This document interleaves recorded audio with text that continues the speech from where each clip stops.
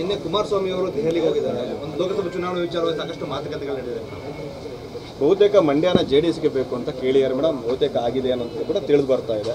ಹೇಗಿರುತ್ತೆ ಮೇಡಮ್? ಅಲ್ಲ, ಬಹುತೇಕ ಆಗಿದೆ ಅಂತೆ ಕಂತೆ ಅನ್ನೋದು ನಾವು ಮೊದಲಿಂದ ಕೇಳ್ಕೊಂಡು ಬರ್ತಾ ಇದ್ವಿ. ಅಧಿಕೃತವಾದ ಒಂದು ಘೋಷಣೆ ಆಗುವವರೆಗೂ ಯಾವುದು ನಿಜ ಇಲ್ಲ ಅಂತಾನೆ ತಿಳ್ಕೊ. ತಮ್ಗೆ ಹೋಪ್ ಇದೆಯಾ ಮೇಡಮ್?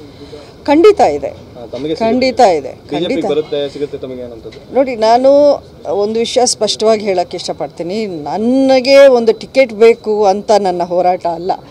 ನನಗೆ ಒಂದು ಟಿಕೆಟ್ ಬೇಕು ಅಂದರೆ ನನಗೆ ಹಲವಾರು ಆಪ್ಷನ್ಸು ಇದೆ ನನ್ನ ಮುಂದೆ. ಎಲ್ಲಾದರೂ ನಿಂತ್ಕೋಬೇಕು, ಯಾವುದಾದ್ರೂ ಒಂದು ಕಡೆ ನಾನು ಟ್ರೈ ಮಾಡಿ ಒಂದು ಟಿಕೆಟ್ ತಗೊಳ್ಳೇಬೇಕು ಅಂದರೆ ಅದಷ್ಟು ಕಷ್ಟವಾದ ವಿಷಯ ಏನಲ್ಲ. ನನ್ನ ಹೋರಾಟ ಮಂಡ್ಯಕ್ಕೋಸ್ಕರ. ಮಂಡ್ಯವನ್ನು ಉಳಿಸ್ಕೋಬೇಕು. BJP ಮಂಡ್ಯದಲ್ಲಿ ಒಂದು ಪಕ್ಷವನ್ನು ಇಲ್ಲಿ ನಾವು ಬಿಲ್ಡ್ ಮಾಡ್ಕೊಂಡು ಹೋಗಬೇಕು ಅನ್ನೋದು ನನ್ನ ಹೋರಾಟ. ಈ ವಿಚಾರ ಇಟ್ಕೊಂಡು ಅದೇ JDS ಅವರು ಅದನ್ನ ಕೇಳ್ತಾ ಇದ್ದಾರೆ ಅನ್ನೋದು ಆಗ ಅವರಿಗೆ ಆಗುವಂಥದ್ದಾದರೆ ಹೇಗಿರುತ್ತೆ ಅನ್ನೋದು. ಅಲ್ಲ, ನೋಡೋಣ. ಇನ್ನು ಪಕ್ಷ ಏನೂ ಅಧಿಕೃತವಾಗಿ ಏನೂ ಹಾಗೆ. ಜ್ಯೋತಿ ಪ್ರಕಾಶ್ ಆಪಲ್ ಕೃಷಿ ಮಾಡಿ ಎಕರೆಗೆ 9 ಲಕ್ಷ ಗಳಿಸ್ತಿದ್ದಾರೆ. ನೀವು ಕೂಡ ಅವರಿಂದ ಕಲಿಬೇಕಾ? ಅವ್ರ ಜೊತೆ ವಿಡಿಯೋ ಕಾಲ್ನಲ್ಲಿ ಮಾತಾಡಬೇಕಾ?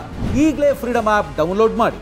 ಅಲ್ಲ, ಅದೇ ರೀತಿ ನಿನ್ನೆ JDS ವತಿಯಿಂದನೂ ಆ ರೀತಿ ಏನು ಚರ್ಚೆಗಳಾಗಿಲ್ಲ ಅನ್ನುವಂಥದ್ದೇ ಆಯ್ತು. ಸಿಕ್ಕಿರುವಂತ ಮಾಹಿತಿ ಪ್ರಕಾರವಾಗಿ ಮೀಟಿಂಗ್ ಮುಗಿದ ಮೇಲೆ ನಿಖಿಲ್ ಅವರು ಮಾತಾಡ್ತಾರೆ. 3 ಅಂದ್ರೆ ಮಂಡ್ಯವೂ ಸೇರಿದಂತೆ 3 ಕ್ಷೇತ್ರಗಳಲ್ಲಿ JDS ಜಾಸ್ತಿ ಅಂದ್ರೆ ಮುನ್ನಡೆ ಇದೆ BJPಗಿಂತ.